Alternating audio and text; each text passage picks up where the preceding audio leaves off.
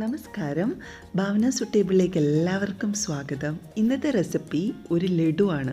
നേന്ത്രപ്പഴം കൊണ്ടുള്ള ഒരു കിടിലൻ ലഡു. നല്ലൊരു അടിപൊളി സ്നാക്കാണ്. നമുക്ക് എങ്ങനെയാണ് ഉണ്ടാക്കുന്നത് നോക്കാം. അതിനായിട്ട് നന്നായിട്ട് പഴുത്ത 2 നേന്ത്രപ്പഴം എടുക്കുക. അത് കൊത്തി നുറുക്കി നന്നായിട്ട് അരിഞ്ഞെടുക്കുക. ഇതേപോലെ കേട്ടോ, നന്നായിട്ട് കൊത്തി നുറുക്കി അരിഞ്ഞെടുക്കുക. ഒരു പാൻ അടുപ്പിൽ വയ്ക്കുക. ആവശ്യത്തിന് ഓയിൽ ഒഴിച്ചു കൊടുത്തിട്ട് ചൂടായി വരുമ്പോൾ നമ്മൾ കൊത്തി നുറുക്കി വെച്ചിരിക്കുന്ന ഈ പഴം ഇട്ട് കൊടുക്കുക. എന്നിട്ട് നന്നായിട്ട് ഇളക്കുക. എന്നിട്ട് നന്നായിട്ട് വഴണ്ട് വരുന്നവരെ വെയിറ്റ് ചെയ്യാം. ആവശ്യത്തിന് പഞ്ചസാര ഇട്ട് കൊടുക്കാം.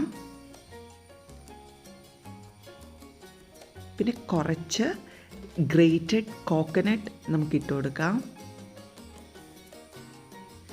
പിന്നെ റവയാണ് വേണ്ടിയത്. ഒരു 2 ടേബിൾ സ്പൂൺ റവയും കൂടി ഇട്ടിട്ട് നന്നായിട്ട് ഇളക്കി യോജിപ്പിക്കുക.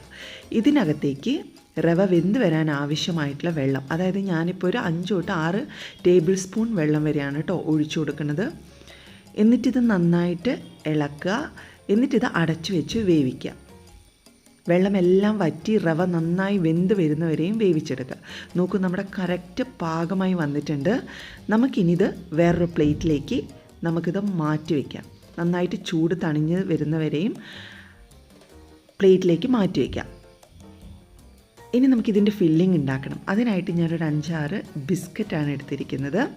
ഏത് ബിസ്ക്കറ്റ് വേണമെങ്കിലും നിങ്ങൾക്ക് എടുക്കാം കേട്ടോ. ഞാനിപ്പോൾ സാധാരണ ബിസ്ക്കറ്റാണ് എടുത്തിരിക്കുന്നത്. അത് നമുക്കൊരു മിക്സിയുടെ ഗ്രൈൻഡിങ് ജാറിലേക്ക് ഇട്ടിട്ട് നന്നായിട്ട് പൊടിച്ചെടുക്കണം. വെറും ബിസ്ക്കറ്റ് മാത്രം നന്നായിട്ട് പൊടിച്ചെടുക്കുക. പൊടിച്ചെടുത്ത് കിട്ടിയിട്ടിട്ട് ഒരു പ്ലേറ്റിലേക്ക് ഇട്ട് കൊടുക്കാം.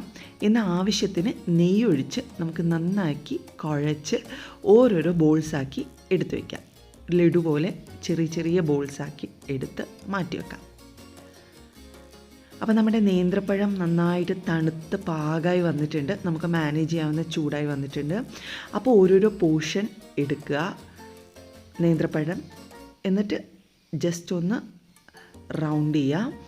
എന്നിട്ട് ഇതൊന്ന് നന്നായിട്ട് റൗണ്ട് ചെയ്തതിന് ശേഷം ഒന്ന്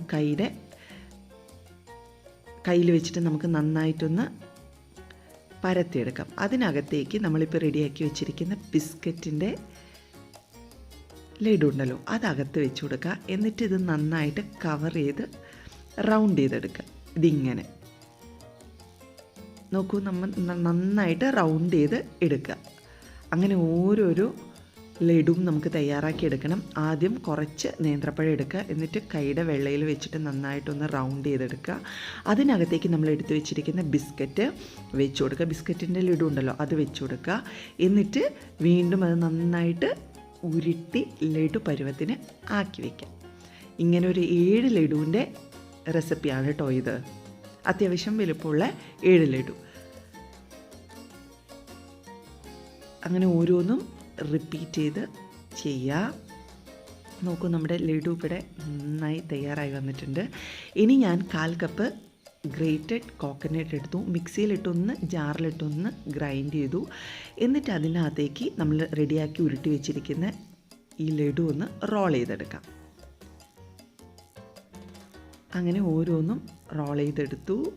നോക്കൂ, നമ്മുടെ അടിപൊളി ബനാന ലഡു ഇവിടെ തയ്യാറായിട്ടുണ്ട്. ഭയങ്കര ടേസ്റ്റാണ്, ഒരു രക്ഷയില്ലാത്ത ടേസ്റ്റാണ്. അത് നേന്ത്രപ്പഴം കടിച്ച് അകത്ത് വരുമ്പോൾ നമ്മുടെ ബിസ്ക്കറ്റും നെയ്യും എല്ലാം കൂടിയിട്ട് കടിക്കാനായിട്ടൊരു പ്രത്യേക ടേസ്റ്റ്. അപ്പോൾ എല്ലാവരും ഉണ്ടാക്കി നോക്കണം കേട്ടോ. ആദ്യമായിട്ടാണ് ഭാവന സുട്ടേബിൾ കാണുന്നതെങ്കിൽ എല്ലാവരും എൻ്റെ ചാനൽ സബ്സ്ക്രൈബ് ചെയ്തേക്കണേ. അതേപോലെ ആ ബെൽ ബട്ടണും കൂടെ പ്രസ് ചെയ്യുക. നിങ്ങളുടെ കൂട്ടുകാർക്കും ഫാമിലി മെമ്പേഴ്സിനൊക്കെ ഇതൊന്ന് ഷെയർ ചെയ്ത് കൊടുക്കുക. വീഡിയോ ഇഷ്ടപ്പെട്ടെങ്കിൽ ലൈക്ക് ചെയ്യുക. ഇനിയും നല്ല നല്ല വിഭവമായിട്ട് ഭാവന സുട്ടേബിളിലൂടെ കാണാം. താങ്ക്